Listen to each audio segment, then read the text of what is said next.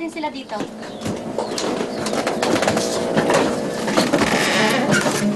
Unang lesson ito ni Justine ngayong buwan ng Hulyo.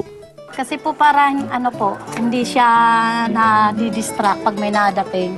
Pag yung mga parating, pag nabasa nila yan, hindi na sila natuloy dito. At ang ina niyang si Aling Amor, ang nagsisilbi niyang personal na teacher.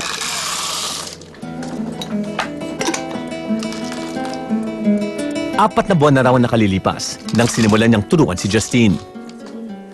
Yung pag lipat-lipat po ng ano, para lang po ma-exercise lang po yung kamay niya. Kasi nga po, di ba malambot, tamo yung klase ng hawak niya. Dati-rati talagang hirap na hirap siya nanginginig. Laki doon.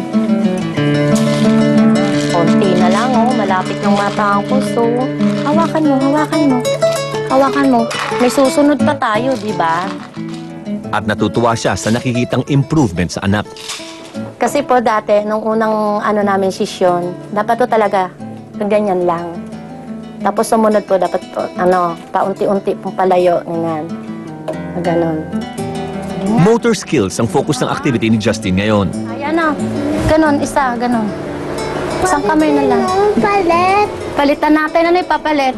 Tumba doon na yung isa. Layunin daw nito na alalayan ang basic functions ni Justine mula sa paggalaw ng kamay hanggang sa paglalakad. 5. Galing. Dati talaga, pag halos hindi niya mapipisil to. Parang ganun lang. Ganun lang. Kahit ganyan lang, okay na yun kasi pasimula pa lang siya. Mama, sino no? Hanggat sa masanay na siyang gumano. Kaya ngayon, naigaganon na rin niya. Naigagalaw na itong bola. Di lang kasi isipan ang may delay sa bata. Pati ang functions ng kanyang katawan, delayed din. Yan. Nagewang siya, pati kamay niya gumaganong-ganon siya. Tapos minsan nasasala na yung paa niya. Mas okay ho siya ngayon kasi dati, isa, dalawa lang. Ganyan, bumibigay na siya. Nang matapos ng morning class na mag-ina, si Aling Amor, sinimulan na ang gawaing bahay. Gano, torta ho. Paborito niya. Minsan prito.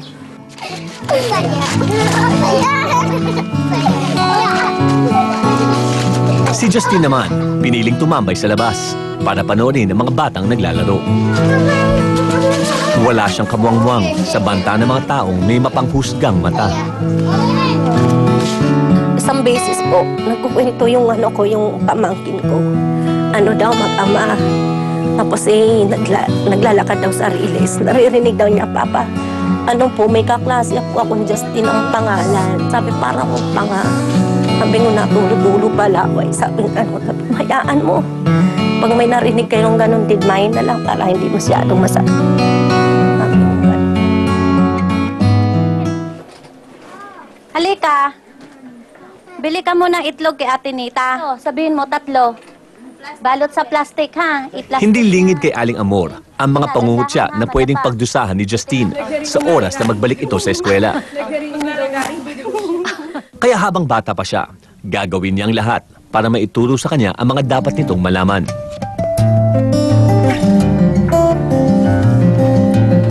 masama lang ang loob ko, pero hinahayaan ko lang. Pagka may pagkakataon na, sinasabi ko lang sa kanila na special kasi ito. Ganun na lang ang inaano ko. Kaya ganito to. Kumbaga ang isip niya, hindi niya kayang habulin yung mga isip ninyo. Sabi ko.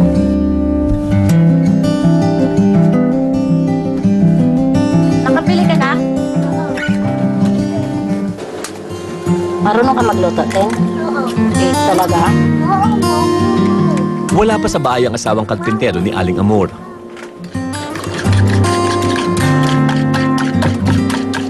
Doble kayod daw kasi ito ngayon.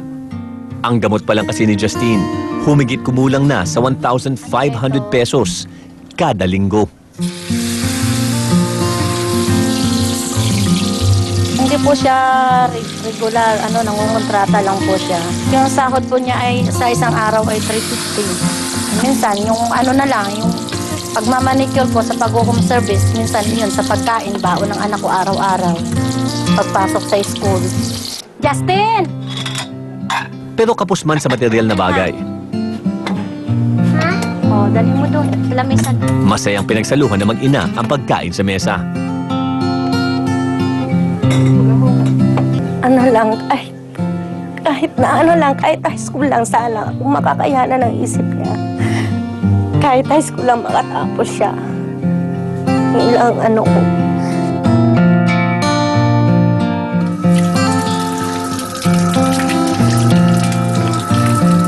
Dahil para kay Aling Amor, habang kasama niya si Justine, ang espesyal niyang pagmamahal at pag-aaruga bilang ina ang gusto niyang maramdaman ng anak.